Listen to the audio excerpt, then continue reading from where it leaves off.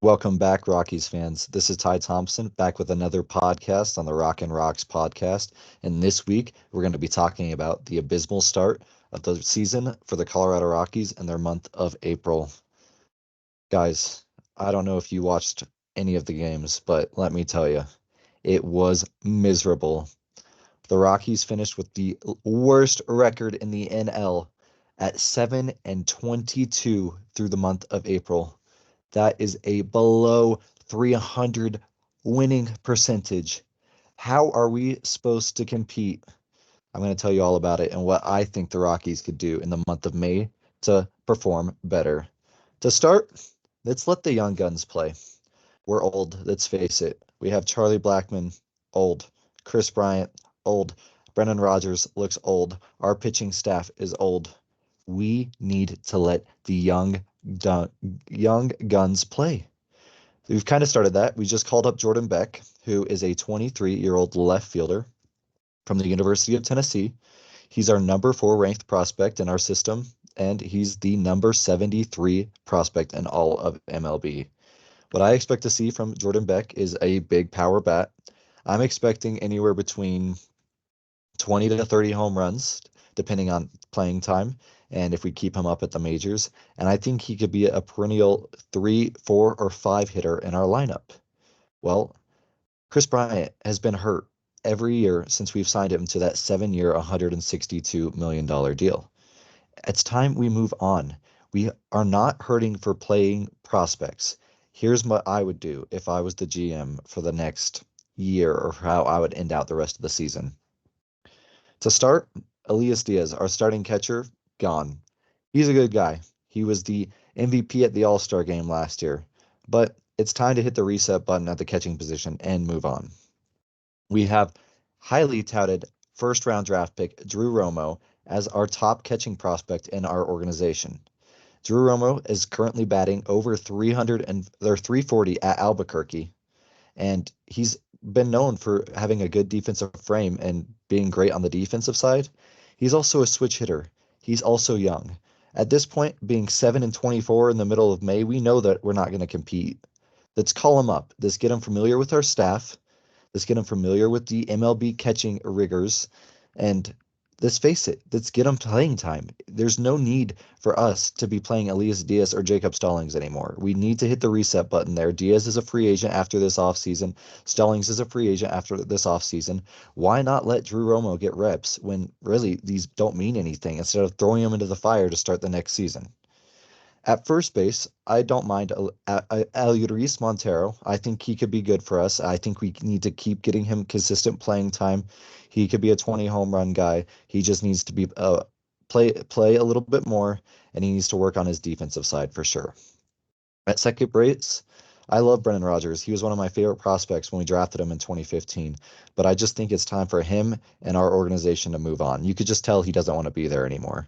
The Rockies have the number 1 prospect in their organization is a second baseman, Adel Amador, who's also a switch hitter. He's currently at Double A Hartford. He's struggling a little bit, but why not let him struggle in the majors? Call him up. Let's let these young guns go crazy. The left side of our infield with Tovar and McMahon, I'm not worried about. I think we should absolutely keep them exactly how it is, and let's move on. I like Jordan Beck in left. I think Nolan Jones is going to be our left fielder when he comes back, and hopefully his back is going to be a little bit more healthy. But Jordan Beck needs to find a way to stay on the roster. He hits the crap out of the baseball. That is what you need when you're playing at Coors Field. So can Jordan Beck slide to the DH role? I think so. I think Brenton Doyle has proved himself that he's going to get a 10-year contract. He is the best defensive center fielder I've ever seen play the game, and he's really improved on his hitting. He's batting over 300 right now, and I think he's going to be our center fielder for the foreseeable future. That brings me to right field. We currently are platooning Sean Bouchard, Hunter Goodman, Jake Cave, and Charlie Blackmon. It's 4 guys for one position. And then when Chris Bryant comes back, that's 5 guys for one position. I like Hunter Goodman. I think he's young. I think he could potentially do something, but I also think you should move him back to catcher, and you have him and Drew Romo catch. That's my opinion. Sean Bouchard, I'm not really sold on. not great in the field, doesn't have a great arm. He does hit well. He's definitely a platoon guy. I would love him on my bench, but he's not a starter for me. Jake Cave, I think he plays super hard. Good clubhouse guy, but at this point in the season, you don't need a good clubhouse guy. You're already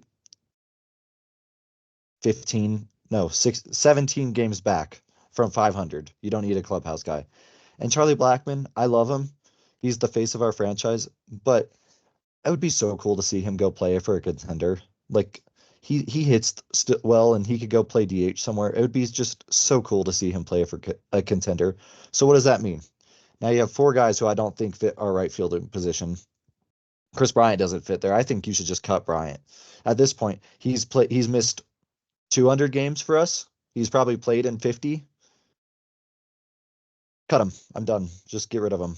Move on, eat the contract just like the Broncos did with Russell Wilson. He doesn't benefit us anymore. Cut him. Where does that leave us? Zach Veen. He was our number one draft pick in 2020. The kid got hurt his wrist, and still played through it. That tells you how hard he plays, how much he wants to be on this team. He is destroying at Double A Hartford right now. Absolutely destroying the baseball. He's a menace on the base pass. We need guys to get on base. We need guys to score runs. He gets on base. He doesn't have the best arm yet, but that's why you stick him in right, you plop him in right, and you get his bat and you get his speed to Coors Field. We need it. We need it. The Rockies need to do a complete reset, and it needs to happen soon. At this point, we just there's no desire for us to win.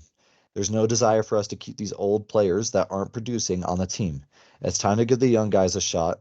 It's time to hit the reset button and get this franchise turned around. I'm tired and tired and tired of watching losing baseball. We have potential. Our farm system's good. Our prospects are good. Now it's time for the Rockies organization, owners, and Bud Black to give them a chance. Thank you for tuning into this week's Rockin Rox podcast. This is Ty Thompson signing off. I'll see you next week.